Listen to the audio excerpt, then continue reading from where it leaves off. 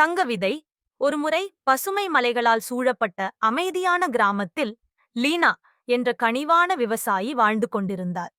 அவளுக்கு தனது சிறிய விவசாயம் மீது அதிகமான அன்பு. அதில் அவள் பழங்கள், காய்கறிகள் மற்றும் மலர்கள் வளர்த்தார். அவை அனைத்து இடத்திலும் இனிய மணத்தை பரப்பின.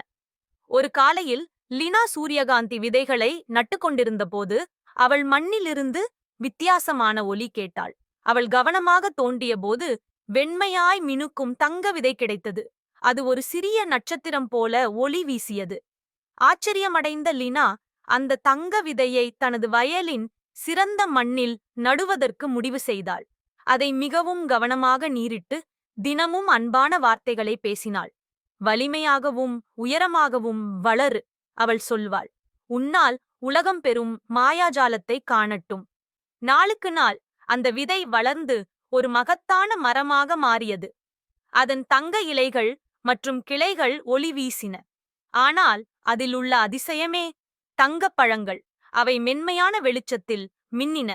கிராமத்தில் எல்லோரும் இந்த மந்திர மரத்தின் செய்தி கேட்டனர். பலரும் தங்கப் பழங்களை கேட்டு வந்தனர். ஆனால் ஒரு விஷயத்தை லீனா கவனித்தாள். ஆசையால் பழங்களை பறித்தவர்களுக்கு தங்கம் ஒரு கற்களாக மாறியது. ஒரு நாள் களைத்த ஓர் சிறுவன் மரத்துக்கருகே வந்தான். அவனின் ஆடை கிழிந்திருந்தது. கண்கள் துக்கம் நிரம்பியிருந்தன. எனக்கு தங்கம் வேண்டாம், அவன் மெதுவாக சொன்னான். என் குடும்பத்துக்கு உணவுதான் தேவை. லினா அன்பாக ஒரு தங்கப்பழத்தை அவனுக்குக் கொடுத்தாள்.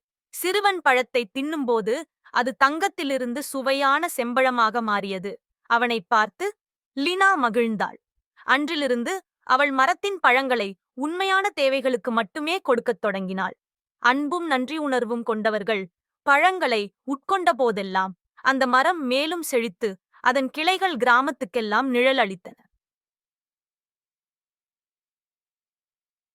இன்னும் லினாவின் தங்க மரம் கருணையும் பகிர்வும் வாழ்க்கையின் உண்மையான செல்வம் என்பதை நினைவூட்ட காலத்தால் மறையாமல் நின்றது.